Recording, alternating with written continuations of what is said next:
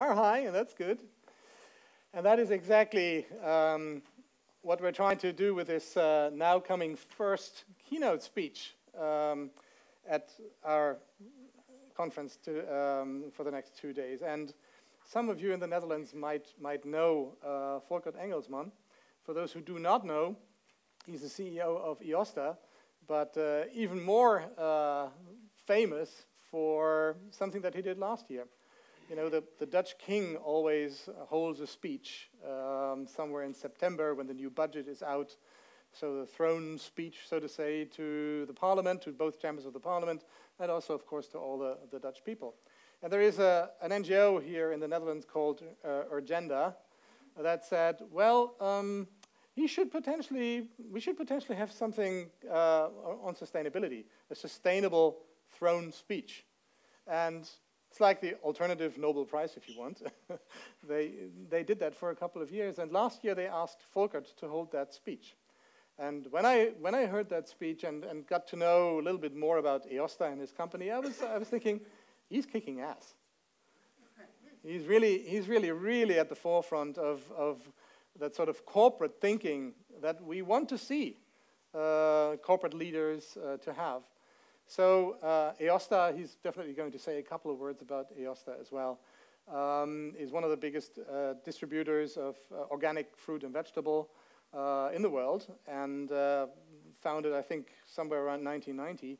So it's already close to 30 years that you're actually busy in that business. So I'll ask you to come to stage and give us your keynote speech. I know it's going to be kick-ass. So. Yeah. Thanks, Ralph. I'll continue to hang the bar high. Thank you very much. Thank you. Here's the clicker, and we'll just move into your presentation. Good. Thank you, Ralph. Have fun. Thank you very much. I envy these sleeping bags because I got the flu and I was looking at these. It would be such a great idea to slip into one of these sleeping and have a bit of power nap. But we'll not talk about the T word today. I would like to share some exciting news. Shell has finally declared their view on how to cut greenhouse gas emissions. And I think it's quite revolutionary, particularly for our sector. We believe in organic and seasonal and also in recycling. So at least something we share with Shell. Seriously, this can make you really angry at sometimes. And but for that, you got anger management therapist. That's the one I usually use. Seriously, we are breaking through the boundaries of our planet, as we all know. Climate-related, biodiversity-related, also nitrogen cycle-related. And not only that, we are also dramatically shortfalling on social values at the same time. This is Kate Raworth's donut economics model, which I really like, and Hi, Kate. What do I need to say more? This image of a cuckoo's young parasiting on people and planet, you know, the economy, is just, we're done, we're finished. I think Reporting 3.0 is a tremendous platform to address this issue that we need to revisit our economic system and our profit definitions, because profit at the expense of people and planet is simply no longer sustainable, and certainly economically not sustainable. Now, for that, we have the Sustainable Development Goals, and some argue 17 is a strange figure because at 17 you're not allowed to drink alcohol, and you can't drive cars, but you're too old to listen to your parents, type of thing. So they are pleading for an 18th Sustainable Development Goal, which is individual development, culture, and arts related. Because I think we all share that idea that with Einstein, we're not going to solve the problems with the thinking that created them in the first place. As Ralph said in his introduction, it's incremental steps into the same direction, but we need to fundamentally readdress this perverse incentive that's hidden in our economic system. And that requires new thinking, for which I went to a German Waldorf school, so I think we need the Germans for that, but that's detail. Because they can really think. In Holland, we are way too pragmatic, also important. And but I think we need Goethe, Schiller, Fichte. We need these big thinkers to readdress what the basics of our thinking are. Anyway, this is a bit, as the Germans would say, die Teile haben wir in der Hand, fehlt leider das geistige Band, as Goethe would let his Faust say. Yeah, eben. So I welcomed the Swedes who helped out a little bit here. Rockström, who said, you know, there are 3 layers, this wedding cake. If we want to leave a meaningful footprint on the planet, we have to move up one intimacy level and look into the way we organize people, the way we organize ourselves in society. But in order to do that, we need to move one level up, intimacy level up even further, and readdress the meaning, the purpose of it all. You know, it's a P for purpose, but it's also P for profit. And you may wonder, why profit and purpose? Well, because the two are intimately connected. The way you define profit, is that okay if you exploit people and planet? The answer of the present system is yes. And yeah, we do integrated reporting, we do a whole series of things, etc. But bottom line is about that 1P. So maybe we should dream about a new profit definition so we can dance a new society that delivers a meaningful footprint on this planet. That's the 3 Ds we have in our company as a leadership model. There's also an F version, which is basically dream, dance, deliver, or fail, freeze, or fuck up, and fake. Because if we are not honest to ourselves, and if we do not ask ourselves, what do we actually honestly believe in?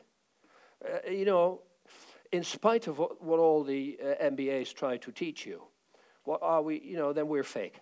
We're actually sort of continuing spreadsheet zombie thinking, sort of idea. But who am I? So dream, dance, deliver, I would say. Now let's dream a little bit. You know this? This is Bhutan, very good. This is a shitload of kilometers away in the foothills of the Himalayas. But they're experimenting with a new profit definition, a new GDP. They do not measure wealth in terms of economic wealth or financial wealth, but also people and planet wealth, spiritual wealth, ecological wealth, societal wealth, etc. And they have a whole set of KPIs for that, spiderweb grid, where they try to step by step move towards a new wealth definition that meets Kate's wealth definition, I would say, that holds the balance between people and planet. Now, some of you will say that that's an awful long way, foothills of the Himalayas. But you know this lady? You got Kate, but you also got Jacinda. She's running New Zealand, the Prime Minister. And she is doing that. She's applying a similar spiderweb grid to measure wealth in New Zealand. Now, some of you may argue, yeah, Engelsman, that's all. It's clear that you're still in the dreaming phase, because it's maybe a little closer than Bhutan, but still an awful long, far away, isn't it? But in the meantime, things are happening right under our nose. It's called a carbon bubble. I'm sure you're all familiar with that. But the bottom line is, you know, we agreed in Paris that if we want to stick to that max 2-degree global warming level, then we can allow ourselves to emit another 500 gigatons of global greenhouse gas, CO2 equivalent greenhouse gases. Yet we have on our balance sheets the equivalent of more than 2,500 gigatons of CO2 equivalent greenhouse gases on the balance sheets of our oil companies. Now this, for accountants, usually is a clear sign of stranded assets, because you can pump it up, the oil, the coal, the gas, but you can't sell it on the market. Because if you would blast through the 2 degree, which we agreed not to do. So there's a little bit of trouble here. Now, there's nothing to do with morale, nothing to do with dreaming, nothing to do with dancing. It's just pure economics. So, which is why the Mark Carney's, the Central Bank of England president, and the Klaas Knots of this planet, Central Bank president of Holland, have decided to perform climate stress tests. Again, nothing to do with sustainability, nothing to do with the ethics behind it, but all with risk management. So, in the meantime, they are performing these climate stress tests on the balance sheets of institutional investors, analyzing what their ability is to make a profit in future once carbon taxes or whatever we want to do to stick to that 2 degree level. Once that hits the corporations of our planet, well, then we have a problem, a profit problem. And they are already experimenting with biodiversity stress tests, health stress tests, or water stress tests. So I think that's a powerful new ally in the sustainability movement that we need to co-create with. It is a bit, you know, you have to get used to each other. Tjeerd is no longer wearing a pinstripe suit. But he's not a typical sort of greeny, organic goat wool and sock type either. Anyway, what I'm trying to say is we need to co-create and overcome the barriers of our autism, because we are used to talk to greenies only when it comes to sustainability. But now we need to talk in a new language. We need to talk about the RAROCs. The risk-adjusted return on capital. So if we want to address our ability to make a profit in future, well, then we better look at the sustainability footprint, because sooner or later that boomerang will explode, will come back. Sooner or later that cuckoo's young will create a big problem that will affect our profits. That's why BlackRock and other institutional investors are going this path, together with other pension funds and many others. And it may not be sort of at the forefront. It may not be so visible yet, but it's happening. And it's a matter of time that this will hit mainstream markets. Standard & Poor's have just acquired True Cost in London, a big think tank that monetizes the impact on people and planet. And they don't do that on a sunny or rainy Monday afternoon for hobby reasons. You know, this is really to make sure that they get their risk assessments right. Just finally, on the macro level, this thing, I'm sure you know, this is not a Greenpeace study carried out in France, but carried out by the French government, who have estimated the annual costs of water pollution as a result of agriculture. So it's phosphates and nitrates and agrochemical pesticides. The cost to the taxpayer potentially is 50 billion euros. Now in Holland, that's why in Holland it is a much smaller country, much cleaner than the bloody French, of course. But still, somewhere here, I think, you know, close. And so we created this little Corolla quarrel. Corolla is running our agricultural ministry, and Cora is managing water ministry as a minister. So, and she doesn't believe in sustainability. She's liberal, you know, stays amongst us. So but I thought the liberals are in favor of cutting taxes, right? So it's in her interest, of her background, that is liberal, that wants to cut taxes to lower the taxes that we spend on cleaning the water that was messed up in the first place by her minister next door who's running agriculture. It just doesn't make sense for the taxpayer, I would think. So, but no big issue, unfortunately, in Holland. So we keep polluting the groundwater. But Carola, I must admit, is doing a great job in her kringlooplandbouw. And she is, Herman. Yeah, I think so. She's very brave. Anyway, I'm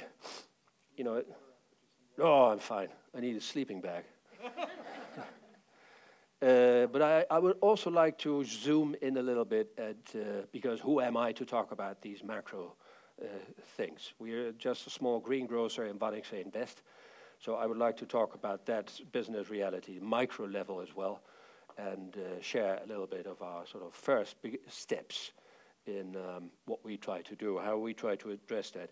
But first I need to share with you that we believe in our company that there's no such thing as sustainability without transparency. So we all, I think, speak on behalf of radical transparency. You know, what the solutions will be, we don't know yet. We need co-creations and coalitions of the willing to address that. But it starts with total transparency. And then you will say, well, if you're talking to the consumer, who of your consumers is really interested in transparency? Most are interested in low prices. And that may be true. So we thought, but maybe not.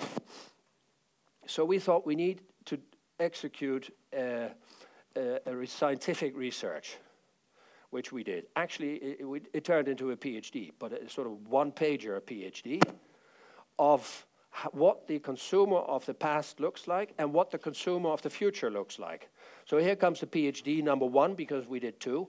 PhD number one. This is the consumer who would blindly follow any claim by a brand owner or a retailer who would pull up nice sunsets and a few meadows and call it very sustainable. This consumer profile, at least it's a summary of that PhD, would say, yes, I would blindly believe you, boss, if you say so. But today's and tomorrow's consumer is second PhD. She usually has got a few questions.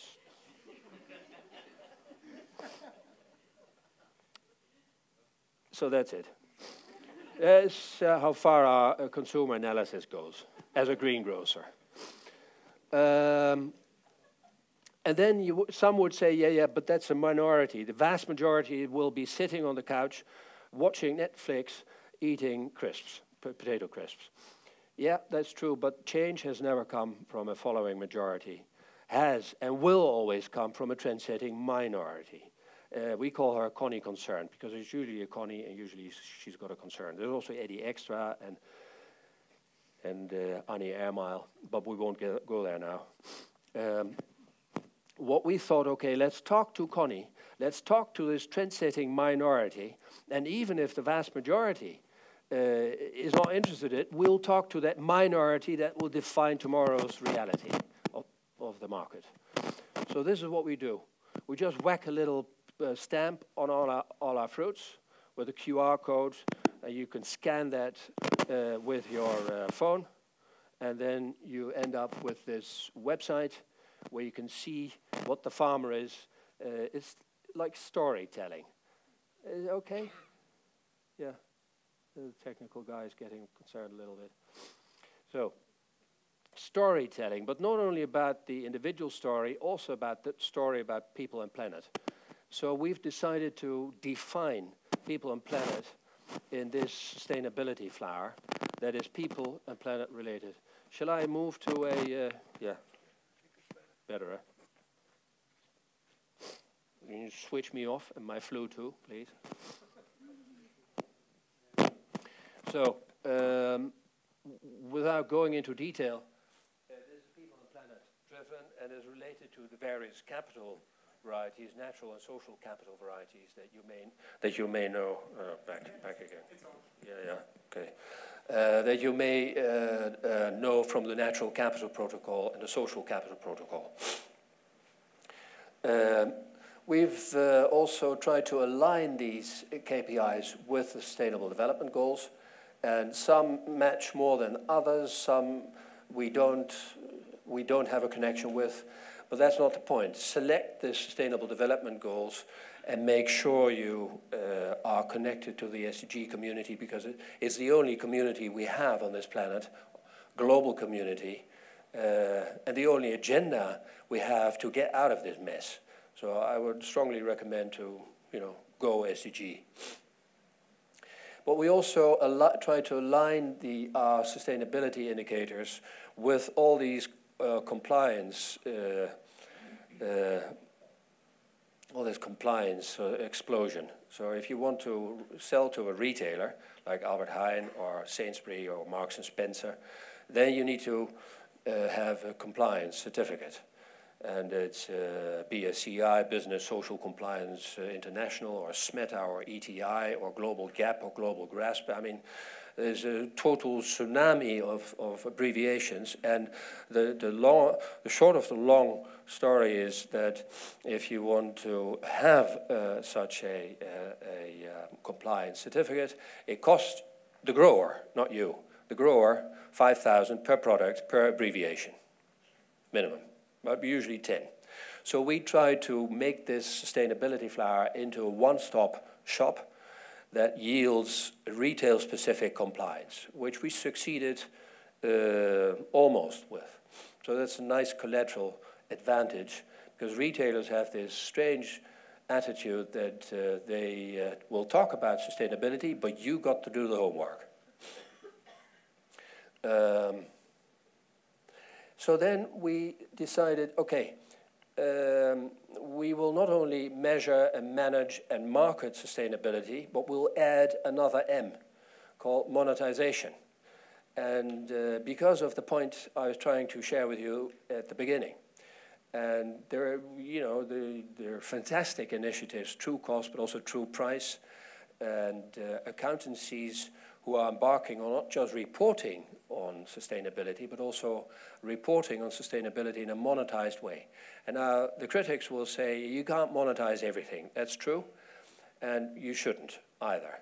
But maybe we should select a few and start there if we want to talk RAROCs, if we want to talk risk, if we want to talk and co-create with the financial world, then it helps. So it's not a purpose in itself, it's a tool to give sustainability reporting more bite. So I think one thing is for sure, we should stop externalizing costs of planet and people, and we should embark on a 2.0. We're not as far as Ralph yet, and Bill, they've reached the 3.0 stage, but I think if we get to the 2.0 stage, then that's a beginning in profit definition. Redefine profit. Let's talk profit only. Stop talking about people and planet. Let's talk about profit only, but then adjust it for the cost of people and planet, please. Otherwise, we are fooling ourselves. So we created this pilot, True Cost Accounting, for food, farming, and finance. One dashboard to measure the impact on a per hectare basis, on a per kilo basis, but also on a corporate level. So we could, and that's what we're doing, have a new profit and loss account of our company on a corporate level, where we accumulate all the impact, monetized impact from all our products, accumulate that into a corporate profit and loss account. And I would like to share a few of these, finally, indications. Now this is, I think, avocados, but if you look at the impact on soil, conventional farming has a tremendous impact on soil fertility. Now we've forgotten about that, because we look on yield per hectare. That's kilo driven and not soil fertility driven. So if you whack an awful lot of mineral fertilizer into your soil, you get the extra kilo. But you deplete your soils, and after a while you can't farm there at all anymore. So you have to cut down new rainforest. So it's a big wheel you're turning there. And organic farming gives society back at a rate of 250 euros per hectare per year, whereas its conventional neighbor was externalizing costs to future generations at a rate of 1,163 euros per hectare. Now we can also calculate this per kilo, etc. And Herman, who's sitting here, can tell you a lot more about this. He's one of the founder of True Price, I think. And if you want to, can you stand up, Herman, please? No, this is yours. Okay, well, that's him. So now the question is, people always challenge us by saying, listen, Engelsman, that's very nice, but how do you, on earth, do you communicate this to your consumer? Because he understands nothing.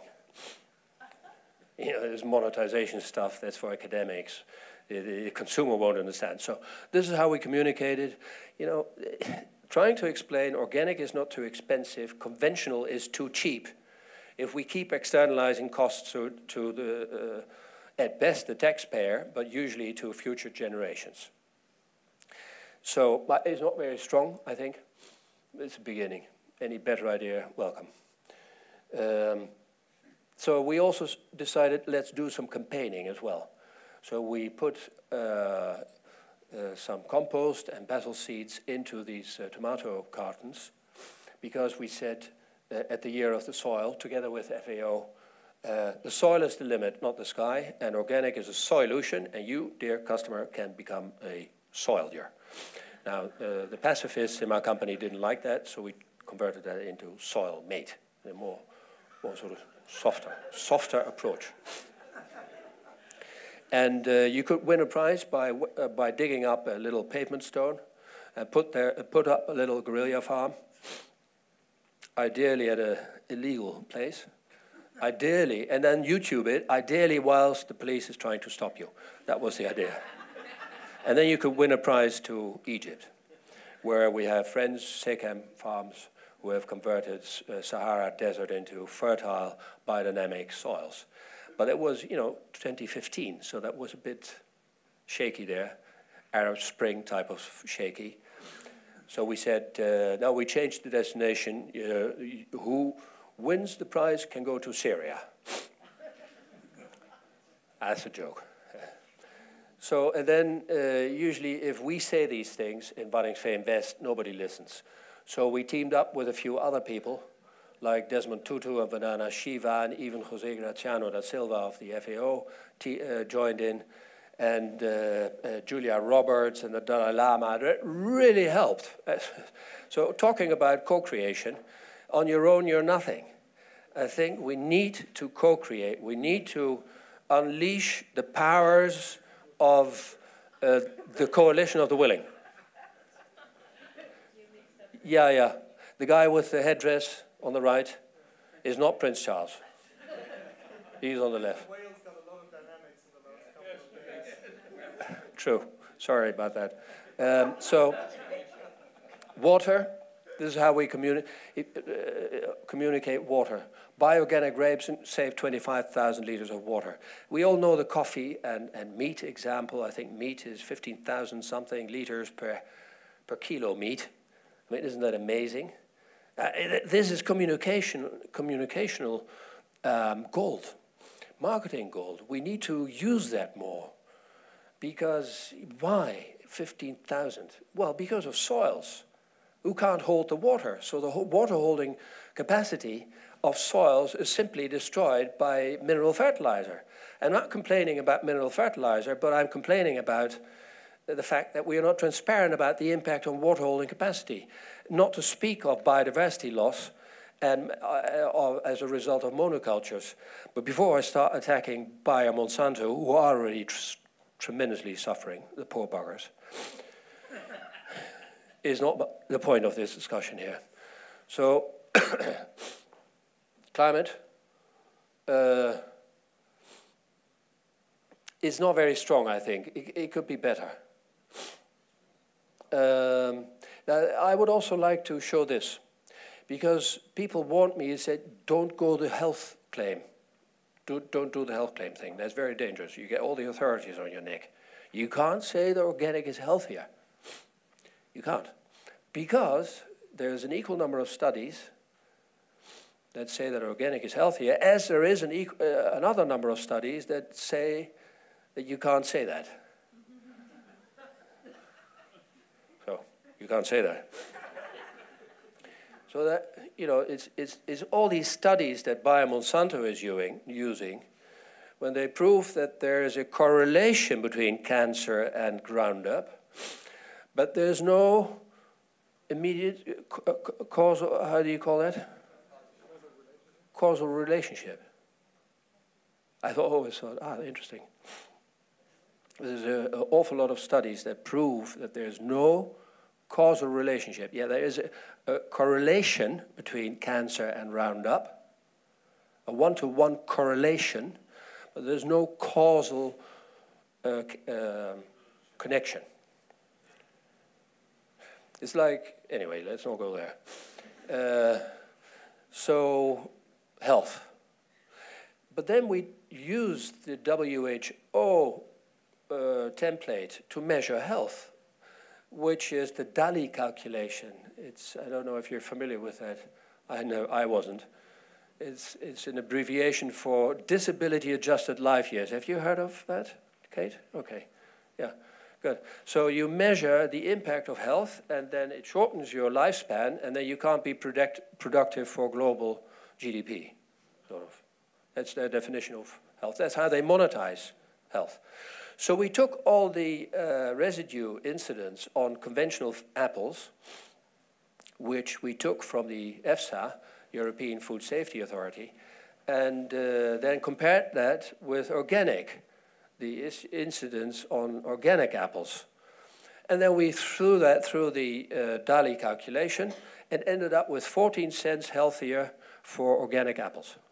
So we started using this in the market. Organic apples are 14 cents healthier than conventional apples.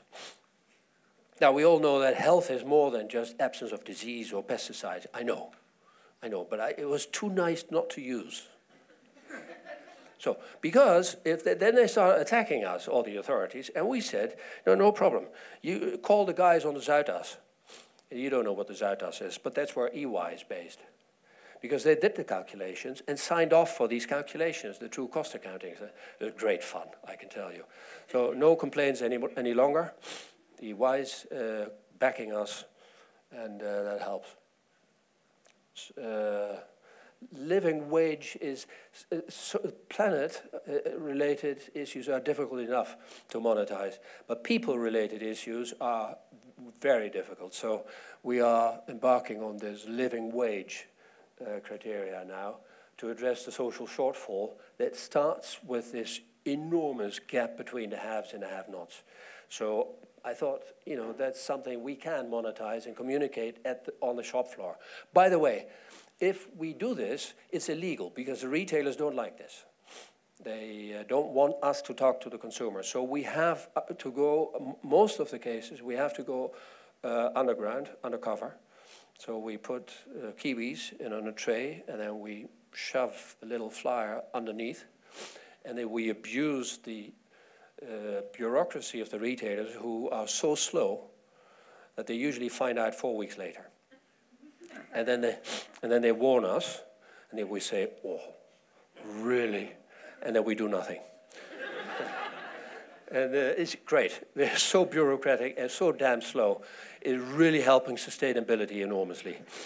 So, and then by the time the third warning that they threaten us to delist us, then we hope that the season is over. By the way, we don't like plastic, so we have cut down all the plastic. We need to package organic fruit because otherwise we have a problem at the checkout, understandable. So we, no, it says F*CK, not what you think. And this is if we can't laser brand the fruit, then we put it in recycled starch-based. It's not carton. It's a plant-based, plant residue-based something. And this is how we sell turmeric. So we sell it in blister packs to make a health claim. which you're not allowed to. Because we think, why sort of allowing big pharma to parasite on our health, like agrochemical companies are parasiting on our farmers? It's a very sustainable business model because you put in a pill, it has a few side effects, but they got solution pills for that too. You know, it's the same with agrochemical input suppliers. So we need to stop that nonsense and start thinking beginning of pipe. Address, you know, go to your greengrocer. And everybody is suffering from big pharma in a way, so check in with your greengrocer. And here are some symptoms with no time to translate, but mental itching, very important symptom of big pharma. If you're suffering from big pharma, you feel mental itching, big pharma, I'm telling you. Nobody needs to live with big pharma, just go to your greengrocer. Anyway, this was too negative, according to some in my company, too cynical. So we needed to be more positive and optimistic. So we did recipes. So we put a medical doctor who started in her room, and rather than prescribing pills, she starts cooking. So we have recipes, cooking recipes for our customers. And so koken tegen kwaaltjes, food fixes. Anyway, to cut a long story short, Ralph, that's it. Thank you. Yeah, welcome. Can I go to bed now? Wonderful, thank you. Just come sit with us for a moment. Thank you. Did I promise too much? Probably not, right? Okay, well, thank you very much, Volkert, and we're going to sit with you for a moment for a bit of reflection, couple of questions maybe. And by the way, introducing Bill Bowie, who is a senior director with Reporting 3.0, who will co-facilitate those 2 days together with me. And why don't you start with your reflection, Bill, and then we'll definitely open it up to the audience for your questions, your comments, as much as the time allows that. Yeah, so please be thinking of questions that you'd like to ask. We'll start up here. So Volkert, thank you so much for both an inspiring and an enlivening and humorous presentation. Particularly, I liked the Prince of Wales, no longer the W-H-A-L-E-S.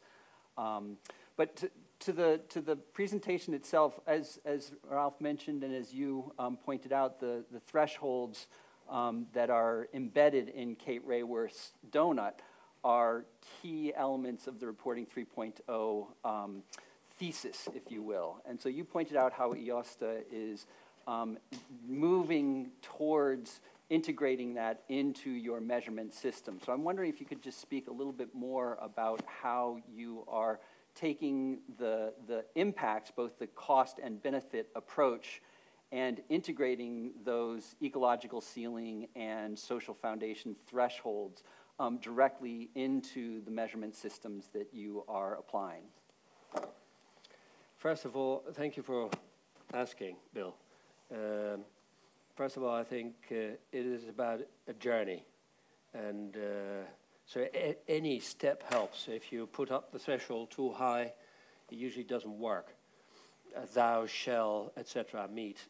At the same time, it's crucially important. And one of the first thresholds is purely in the fact that we're organic. We only handle organic fruit, which has very clear thresholds on soil, water, biodiversity, etc.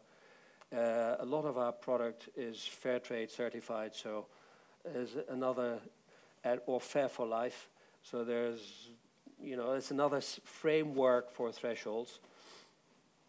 But the most powerful ones are our own, I would say, the threshold we put in ourselves, which basically means that we want to be net positive and not only avoid soil depletion, but build soils, not only stop losing biodiversity, but build biodiversity, and be a carbon sink rather than emitting CO2 or methane or nitrous oxide emissions.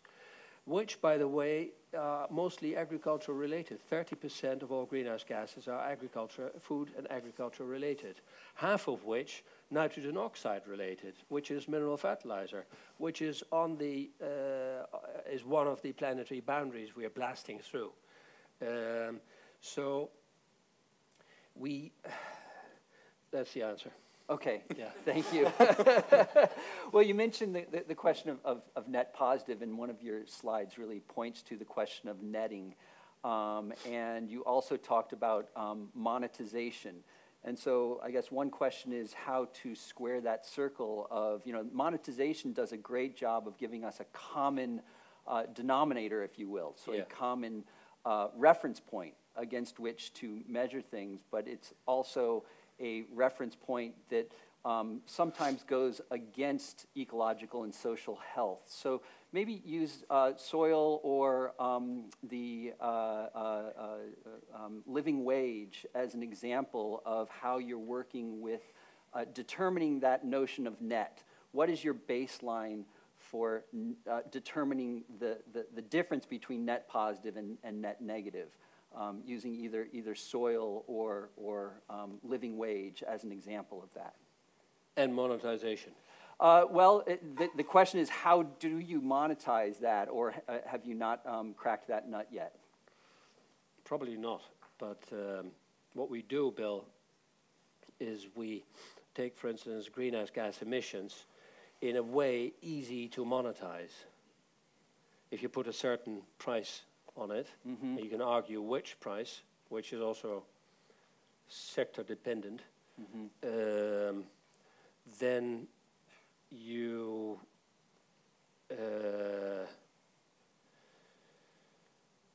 it's an easy thing to monetize.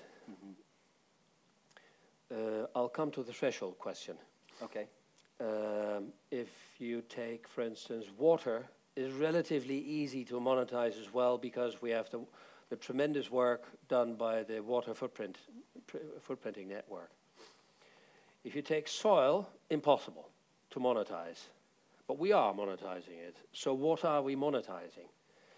Well, to me, soil fertility is magic, because it's sort of this thin layer where trillions of microorganisms in a handful of soil create something that's called ecological balance.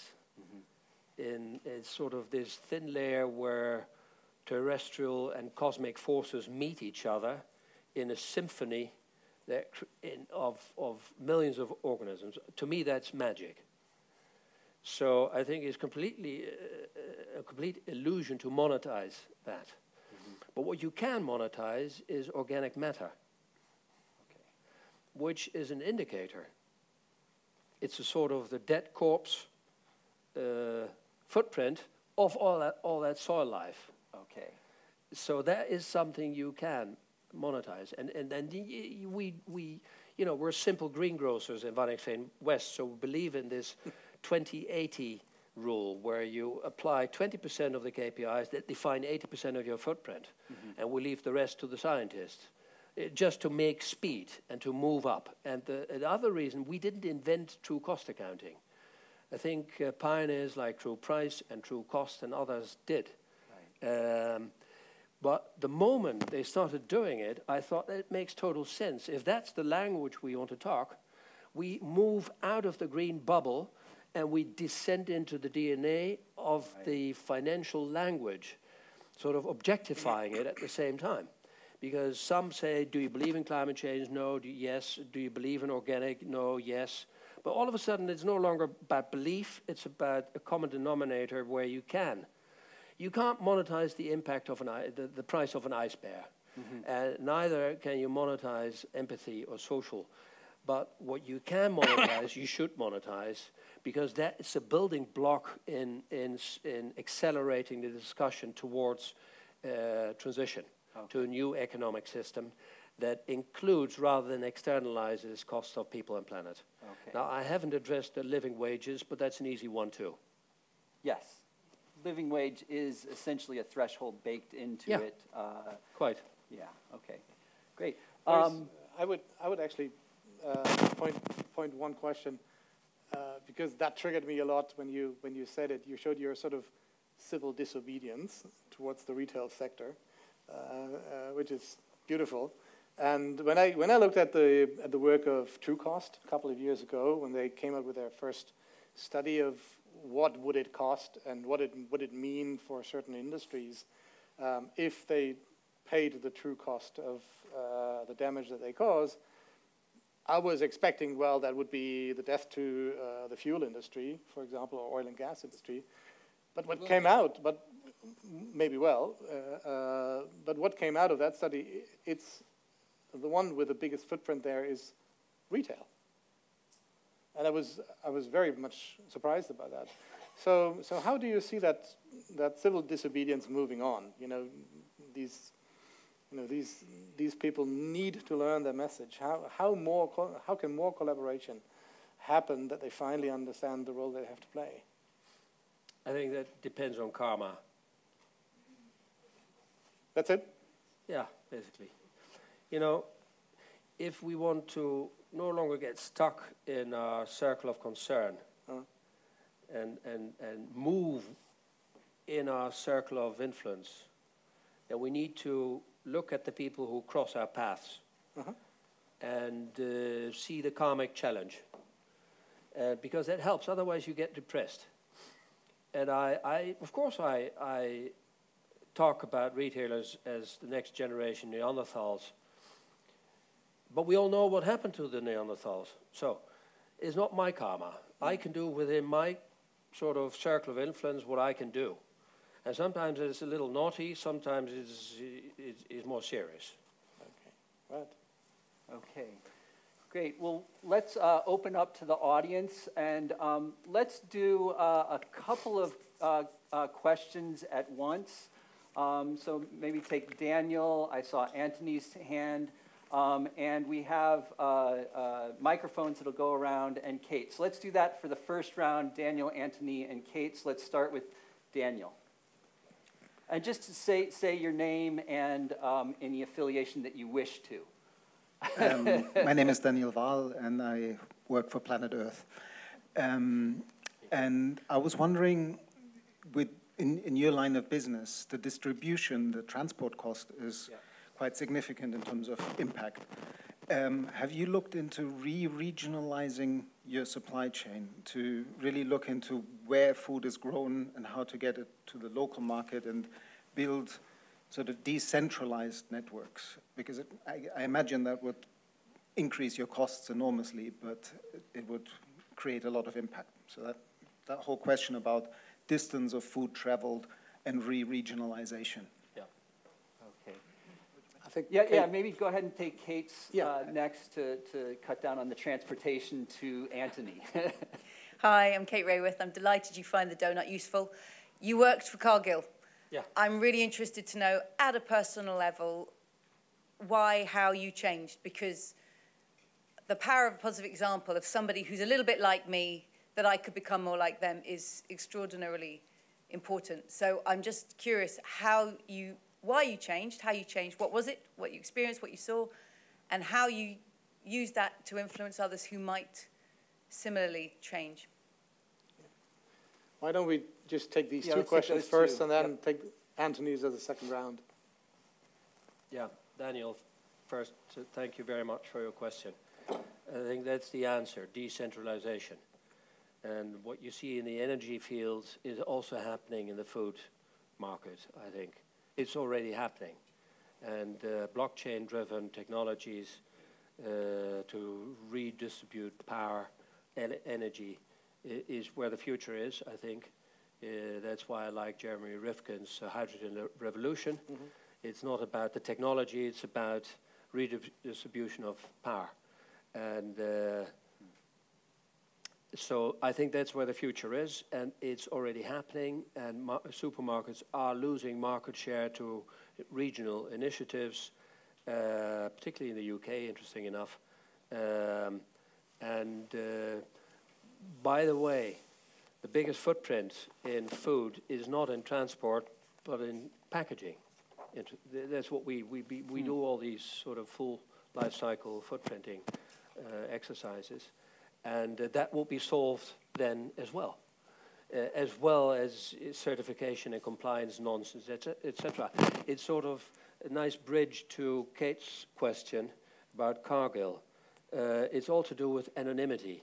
The bigger the conglomerate, the retailer, the energy supplier, the more anonymous, and the less you know what the impact is.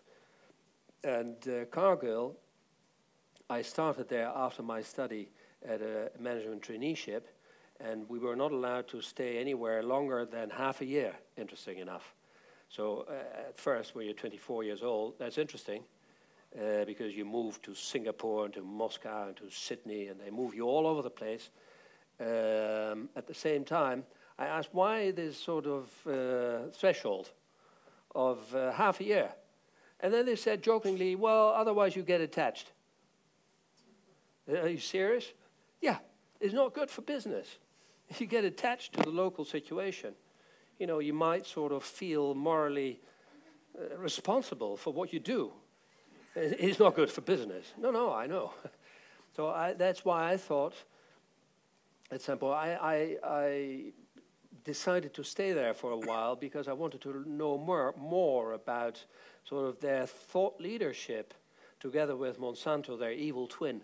Monsanto, and I had endless discussions with them about this reductionist paradigm, that it is sort of, they seem to be hijacked in a reductionist thinking that only looks at one single issue rather than, and they forget to see the whole and the catastrophical impact it has on the whole. And that applies on an energy, on a food, on a profit, on a finance level. It's very strange. And what made me move away from Cargill? Well, because I went to Waldorf school, only 3 years. Steiner School in Germany. I happened to end up at the Steiner School in Germany, and that's where they sort of appealed to my thinking, my individual thinking. First on a philosophical level, and then more on a wider level. And that, I think, that implanted the ability to think independently. And that's when I decided, okay, then the right place to go is conservatory and play cello. So that's what I did. But I thought, no, I need to be connected to society a little bit more. So that's why I studied economics and then did an MBA and worked for Cargill. And I really learned a lot there. And without that experience and that kind of thinking, I wouldn't have been able to make the move that we are making now and co-create and dream, dance, deliver, basically. Okay. I don't know if that answers the question. Okay, thank you. So Anthony, and maybe pull together the next round. Okay, Herman in the next round. Okay, go ahead, Anthony. Anthony Upward. I work towards flourishing enterprises. Thank you for your leadership. I didn't know anything about your company until this morning, and it's fantastic. I was wondering if you could think about a little further into the future.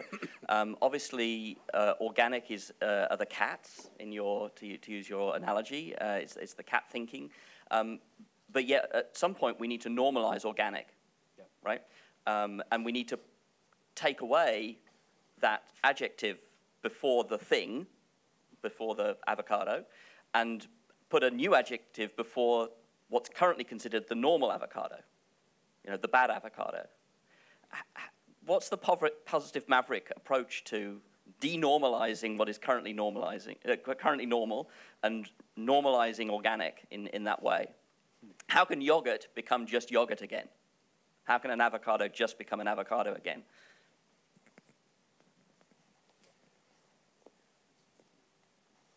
No, let's go ahead and answer that one, and then we'll get Herman's after Herman that. Mulder is the next one. Well, thank you for asking. I totally agree, but I think it's a matter of time, and sustainability will become the new default. And if you're not engaging in the sustainability discussion, you're no longer a player. You know, so, and the same applies to organic, and maybe it will carry other names, but that's a matter of time. We just can't carry on like we do right now, and sooner or later that boomerang will sort of have its consequences.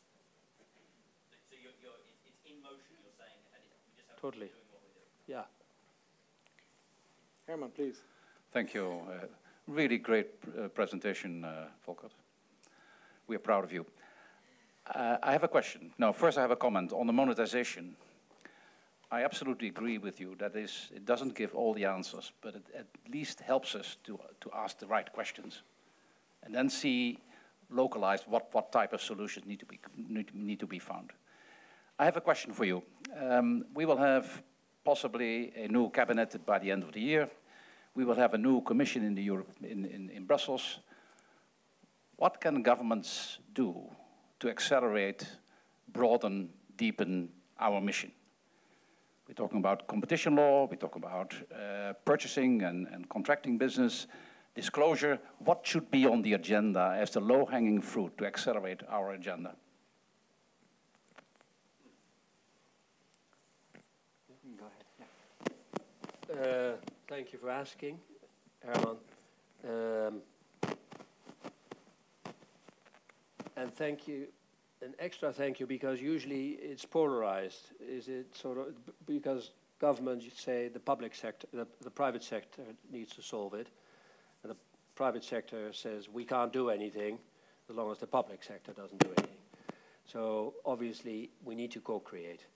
And in the Transition Coalition, chaired by Willem Lageweg, I think it's a nice example of a coalition of the willing with 4 ministries where agriculture is looking at a new way of subsidizing sustainability and new disclosure when it comes to leakage of nitrates and phosphates in the groundwater and transparency. Economic Affairs is engaging in exploring the fiscal incentives when it comes to contribution to sustainability or things, just to create a more level playing field where you can't get away with exploiting people and planet, or externalizing costs and hence gaining a competitive advantage. So these are, and obviously necessary to achieve that is total radical transparency and disclosure,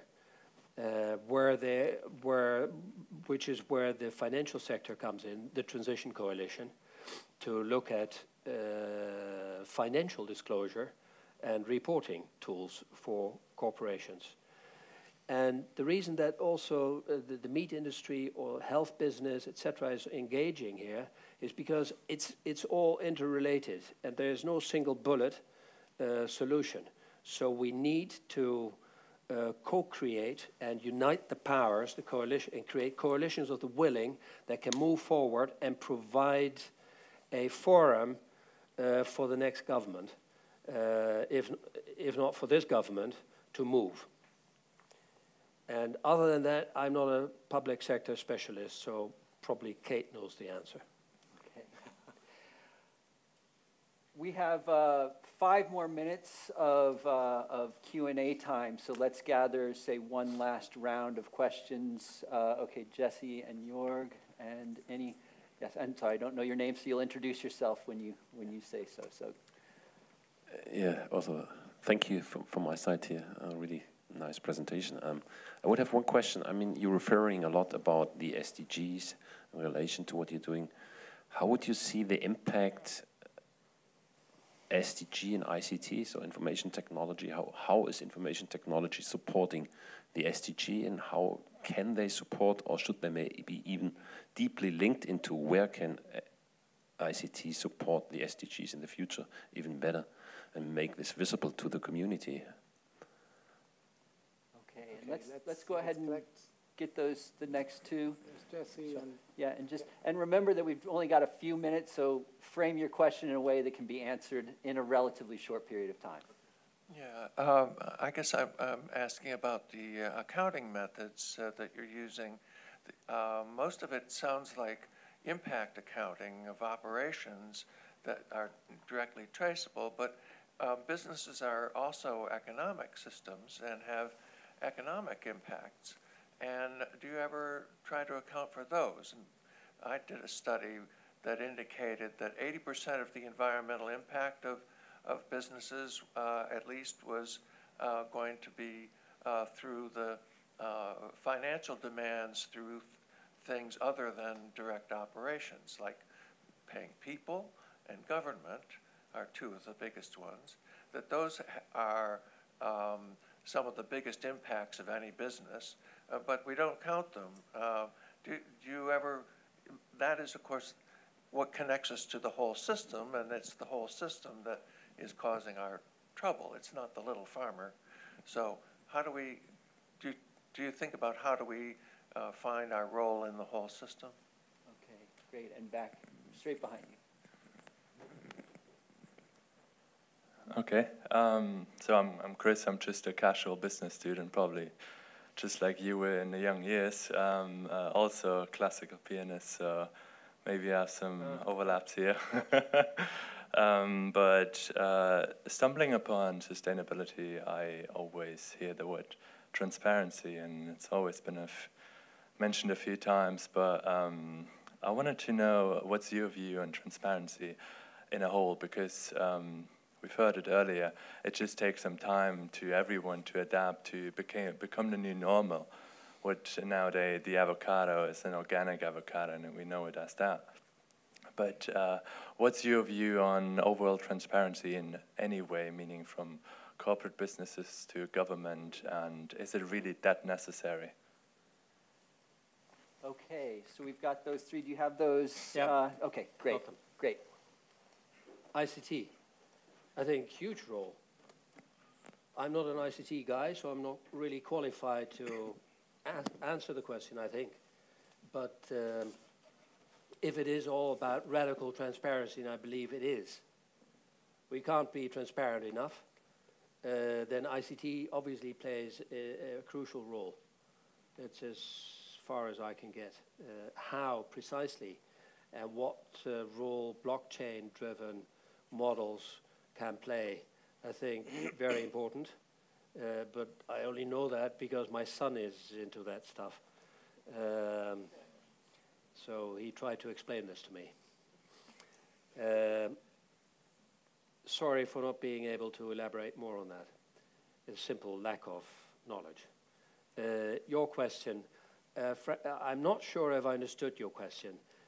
If I understood your question, it was, do you differentiate between the impact on operations and the impact on society and people when it comes to measuring sustainability?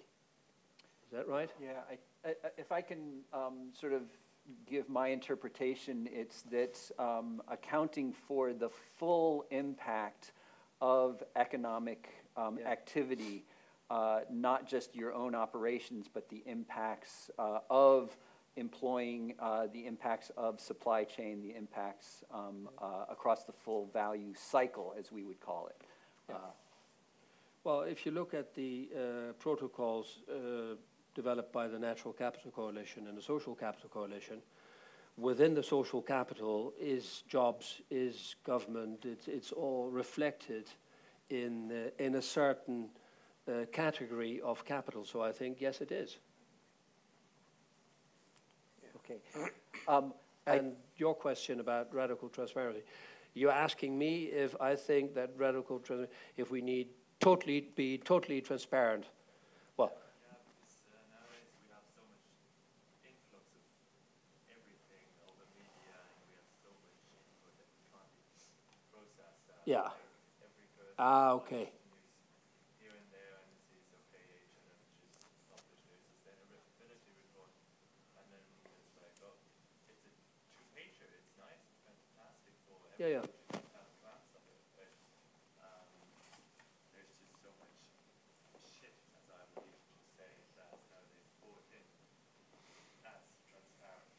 So part of the question, as I'm hearing it, is there almost too much transparency in the sense that we've lost a sense of relevance or context? Is that, okay. Relevant transparency, okay, great. Yeah, no, I now understand your question. And I think, yes, we need total and utter and radical transparency, but at the same time, we need to apply it there where it is necessary. And in the past, you have these, cockpits in planes, where you had a total overkill of little digital analog clocks. And there you would have a problem, because you're not aware if one clock doesn't, give the right signals. But nowadays you have a glass cockpit where that only pulls up the relevant information, and that's what I believe in. Mm-hmm. Okay, as a pilot. Well, thank you very much, Volkert, coming here, even with a fever. We really appreciated your talk. Okay. And hartstikke bedankt, hoor. Thanks to you all for the questions, and I'd just like to remind us that these questions are really, we're putting them out there to then resonate throughout the entire conference. So it isn't like the ICT question or the regionalization question or the, how do you transform the mainstream organization question or the transparency question. This is a first pass answer, and let's keep these questions in our minds as we move forward and continue to use the opportunity to build on this to create a kind of running dialogue throughout the conference. So thank you. Thank you, Bill. So that was our first village session. We have half an hour of a coffee break now. About 5 minutes to the end of the coffee break, you will hear the bell. And we try to operate a very strict time management, as we have a lot to cover. So I would ask you, when you hear the bell, please come back in rather quickly. And then we're going to start our second track, which is the journey track. So you'll hear from people who went through our transformation journey programs. And yeah, a lot of exciting stuff happened there. So see you back in about half an hour.